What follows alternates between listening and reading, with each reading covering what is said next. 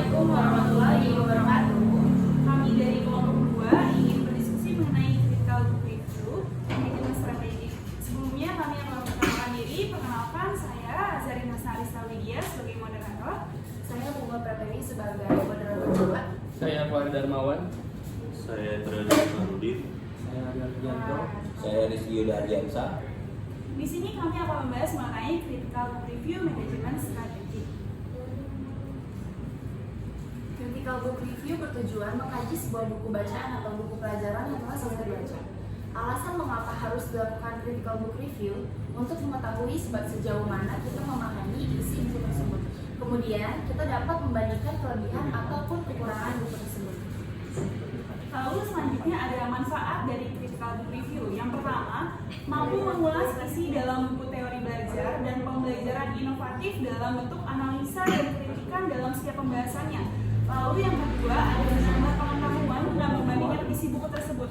Di sini kita mereview 2 buku dari manajemen strategik. Yang pertama, manajemen strategik karya Profesor Ibnu Hajar. Lalu yang kedua, manajemen Strategi konsep dalam bersaing itu pengarangnya adalah Dr. Taufik Rahman.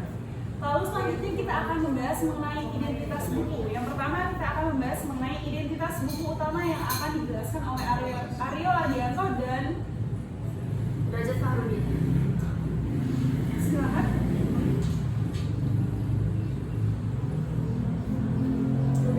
Identitas buku utama yaitu judul buku manajemen strategik konsep dalam bersaing, edisi cetakan pertama 2016.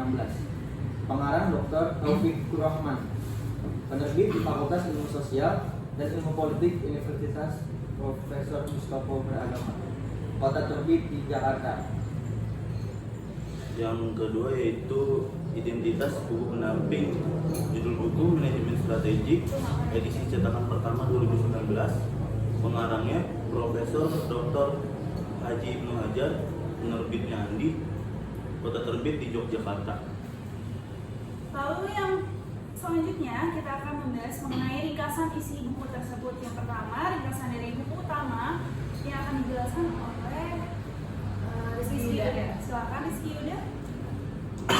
Buku utama dalam bab 1 manajemen strategi merupakan ilmu mengenai perumusan, pelaksanaan dan evaluasi keputusan lintas fungsi kemungkinan organisasi mencapai tujuan.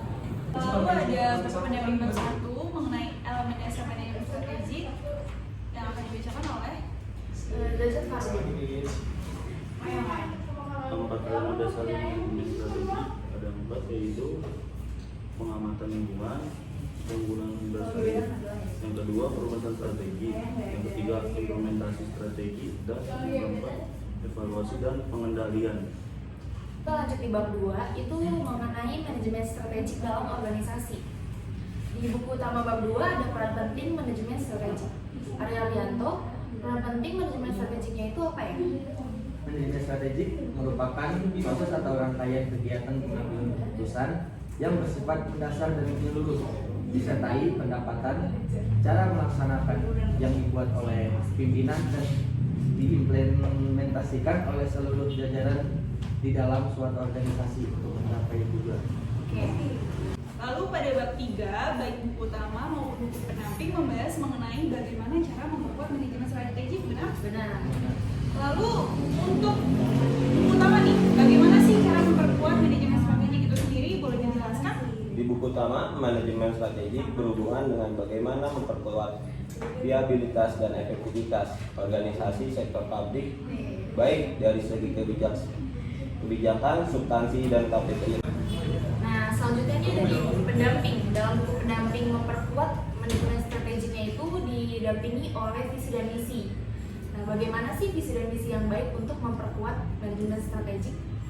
Visi dan misi dan nilai-nilai perusahaan seharusnya difokuskan pada awal berdirinya suatu perusahaan.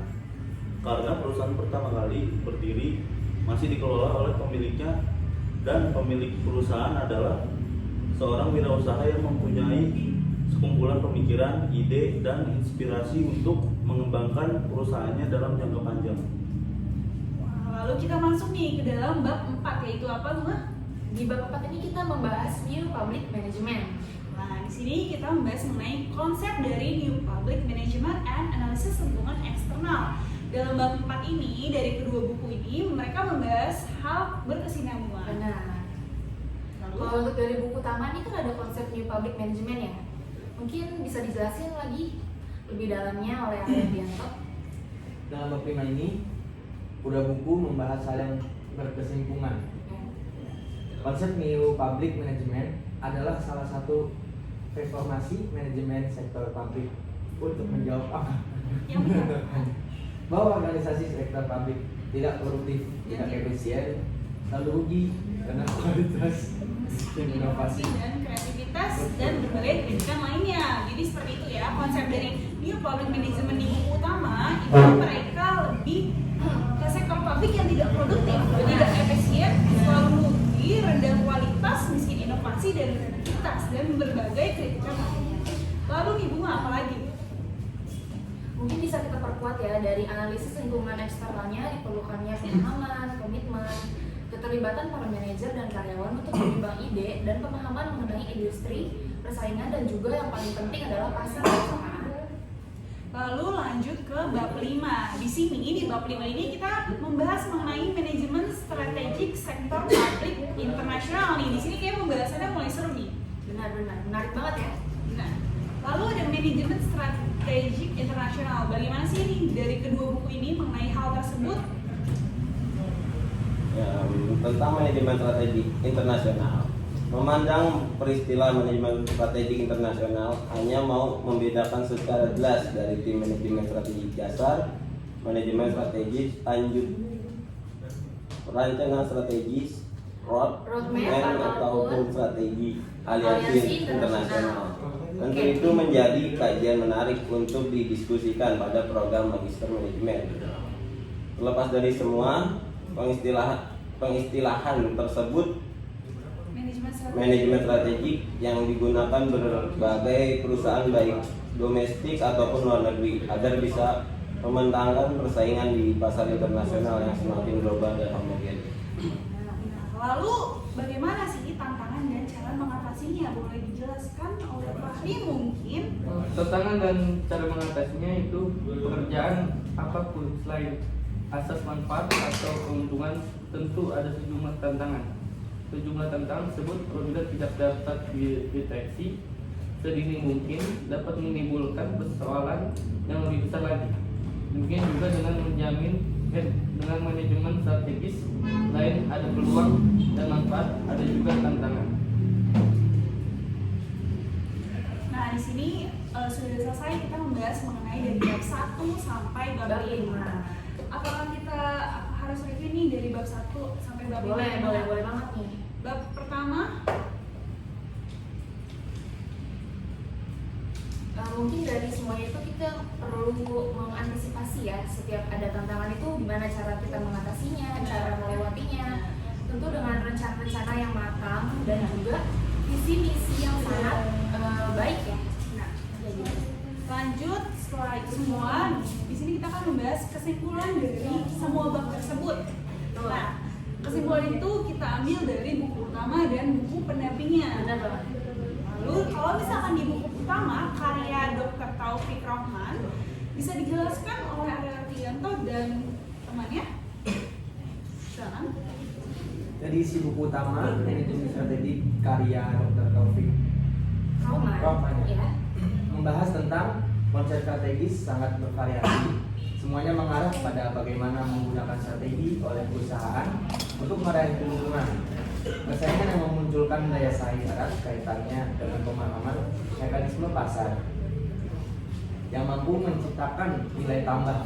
Oleh karena itu, Maka peningkatan daya saing Ya. organisasinya itu bersifat unik ya. Ya, betul. Tetapi pada intinya juga dipengaruhi oleh aspek kreativitas, kapasitas, Teknologi yang digunakan dan juga sebagainya. Benar. jangkauan pemasaran yang harus dicapai. Lalu nih, sedangkan gimana untuk buku pendampingnya?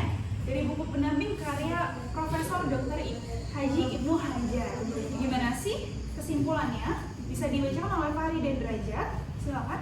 Kesimpulannya itu membahas tentang manajemen strategik merupakan suatu sistem yang sebagai satu kesatuan memiliki berbagai komponen yang saling berhubungan dan saling mempengaruhi dan bergerak secara serentak atau bersama-sama.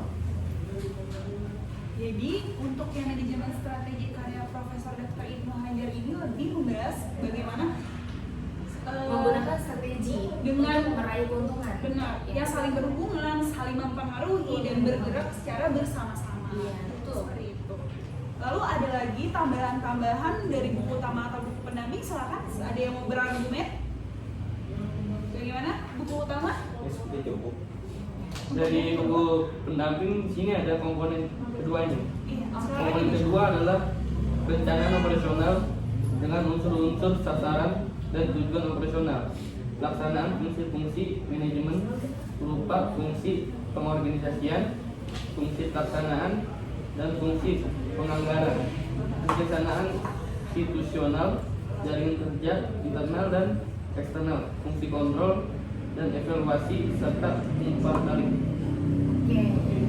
Terima kasih Farida Noah. Nah, kita mau nambahin nih sebagai moderator, mungkin ada 4 pendekatan yang teman-teman perlu ketahui untuk strategi bisnis yang sering digunakan dan dapat diandalkan untuk memenangkan persaingan. Penting banget ya. Banget. Oke, boleh dibacakan Nazarin. Yang pertama tuh kita harus mempunyai strategi penyedia biaya rendah. Apa Bu? Nah, itu adalah strategi kepemimpinan biaya atas para pesaing di dalam industri. Lalu yang kedua ada strategi diferensiasi yang luas atau broad differentiated strategy. Silakan Nah, dijelaskan. itu adalah strategi untuk membedakan produk atau jasa dengan cara lebih menarik bagi banyak pembeli dibanding dari pesaingnya di dalam industri. Dan yang ketiga ada strategi fokus biaya rendah, yaitu a focus low cost strategy. Adalah Yaitu strategi yang berkonsentrasi pada segmen pembeli yang sempit atau ceruk pasar dengan kepemimpinan biaya lebih rendah dan pesaing di dalam segmen yang dilayani. dan yang terakhir nih ada strategi diferensiasi terfokus, yaitu a focus differentiation strategy. Adalah strategi yang berkonsentrasi pada segmen pembeli yang sempit dan bersaing dengan menawarkan atribut khusus bagi pelanggan sesuai dengan keinginannya dan atribut khusus yang ditawarkan lebih baik daripada pesaingnya. Nah, di sini kita bisa simpulkan nih dari buku utama dan buku pendamping apa aja sih perbedaannya. Kalau misalkan yang buku utama karya Dr. Taufik ini konsep strateginya itu sangat bervariasi. Nah, kalau misalkan untuk yang manajemen strategi karya Profesor Ibnu Hajar itu lebih memfokuskan pada hubungan yang saling mempengaruhi, lalu Bergerak secara serentak atau bersama-sama. iya, dan memiliki kesatuan berbagai komponen yang saling berhubungan seperti itu. Ada lagi arah yang sama pula dan juga visi misinya tentu searah dan tujuannya sama. Ya, benar. Dan di sini visi misi dari kedua buku ini sangatlah berbeda kita ketahui, tapi masih berkesinambungan satu sama lain. Betul. Seperti itu. Mungkin itu saja critical review dari kelompok kita. Iya, benar. Semoga teman-teman yang lihat video ini bisa belajar banyak ya dari critical book review yang udah kita tampilkan. Semoga banyak manfaatnya dan semoga sebagai pembaca dan pendengar puas akan critical book review kami. Terima kasih banyak. Kami dari kelompok 2 izin pamit. Kurang lebihnya mohon maaf. Assalamualaikum warahmatullahi wabarakatuh. Selesai.